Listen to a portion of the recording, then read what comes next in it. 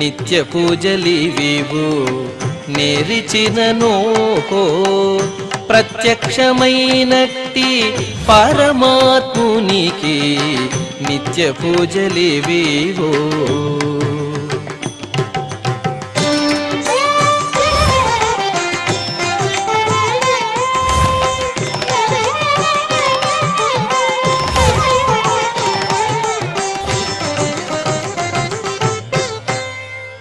ఓం నమో వెంకటేశాయ.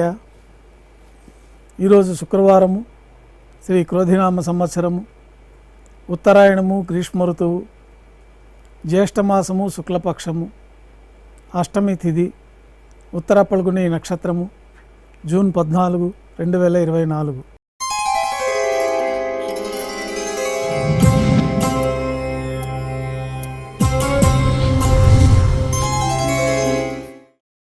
ఉభయ దేవేరులతో శ్రీ మలయప్ప స్వామివారు బంగారు తిరిచిపోయిన వేంచేసి మేళ తాళాలతో ఊరేగింపుగా విమాన ప్రదక్షిణంగా సంపంగి ప్రాకారంలో కల కళ్యాణ మండపానికి చేరుకుంటారు. కళ్యాణోత్సవం ప్రారంభమవుతుంది.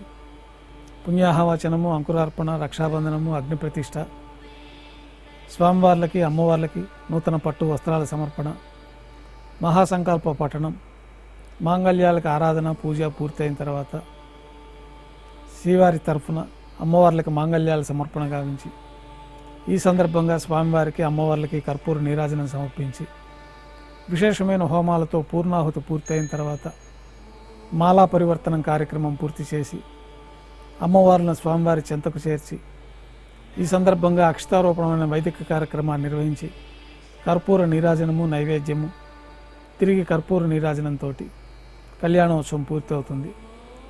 కళ్యాణోత్సవ భక్తుల దర్శనం అనంతరం ఉభయ దేవేరులతో శ్రీ మలయప్ప స్వామివారి మేళతాళాలతో ధ్వజస్తంభం వద్ద గల అద్దాల మండపానికి చేరుకుంటారు.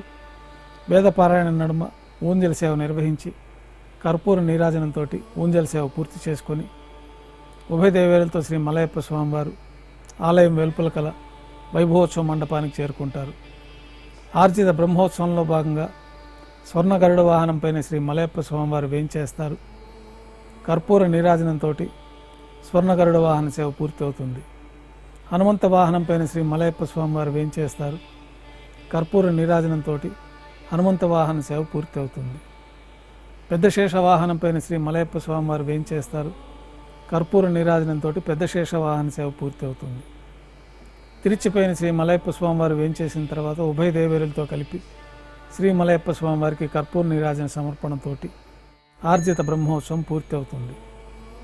సాయం సంధ్య వేళలో 1000 దీపాలతో అలంకరించబడి ఉన్న సహస్ర దీపాలంకరణ సేవ మండపానికి ఉభయ దేవేరులతో శ్రీ మలయప్ప స్వామివారు చేరుకుంటారు.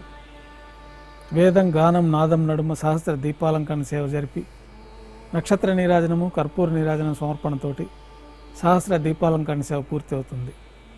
ఉభయ దేవేరులతో శ్రీ మలయప్ప స్వామివారు 4 తిరువీధుల ఉత్సవం జరుపుకుని భక్తులను అనుగ్రహించి ఆలయానికి చేరుకుంటారు. ఆలయంలో బంగారు వాకిల్లో స్వామివారికి నైవేద్యం పూర్తయిన తర్వాత గర్భాలయంలో వేంచేస్తారు. వెంటనే రాత్రి తోమాల సేవ ప్రారంభమవుతుంది. ఉదయం సమర్పించిన పుష్పమాలికలు సళ్లింపు చేసుకొని గర్భాలయాన్ని శుద్ధి చేసుకొని బంగారు పంచపాత్రలో శుద్ధ జలాన్ని నింపుకొని శ్రీ వైకానస ఆగమోక్తమైన విధానంలో స్వామివారికి ఉత్సవమూర్తులకి ఉపచారాలు సమర్పించి కొత్త పుష్పమాలికలతోటి మూలమూర్తికి ఉత్సవమూర్తులకి అలంకరణ జరిపి చతుర్వేద మంత్రాలతో మంత్రపుష్పాన్ని సమర్పించి నక్షత్ర నీరాజనము, కర్పూర నీరాజనంతో రాత్రి తోమాల సేవ పూర్తి అవుతుంది. తులసి దళంతో అష్టోత్తర శతనామార్చన నిర్వహించిన తర్వాత రాత్రి నైవేద్యంలో భాగంగా అన్నప్రసాదాలు, పన్యారాలు, దోశ, ఘంటానాదం మధ్య నైవేద్యంగా సమర్పిస్తారు. తిరువీస నైవేద్యం పూర్తయిన తర్వాత భక్తుల్ని సర్వదర్శనానికి అనుమతిస్తారు. కొద్ది విరామం తర్వాత ఏకాంత సేవలో భాగంగా రాత్రి సమర్పించిన పుష్పమాలికలన్నీ సళ్లింపు చేసుకొని గర్భాలయాన్ని శుద్ధి చేసి బ్రహ్మ తిరువారాధన కోసమై బంగారు బిందెలోని తీర్థాన్ని పంచపాత్రల్లో నింపి ఏకాంత సేవలో భాగంగా కౌతుక బేరమైన శ్రీ భోగ శ్రీనివాసమూర్తి వారిని బంగారు పట్టు పాన్పు పైన వేంచేపు చేసి ఈ సందర్భంగా స్వామివారికి దారోష్ణమైన గోక్షీరము, జీడిపప్పు, ద్రాక్ష, బాదం పప్పు కలిపిన మిశ్రమాన్ని నైవేద్యంగా సమర్పించి కర్పూర నీరాజనంతో ఏకాంత సేవ పూర్తి అవుతుంది. ఓం నమో వెంకటేశాయ.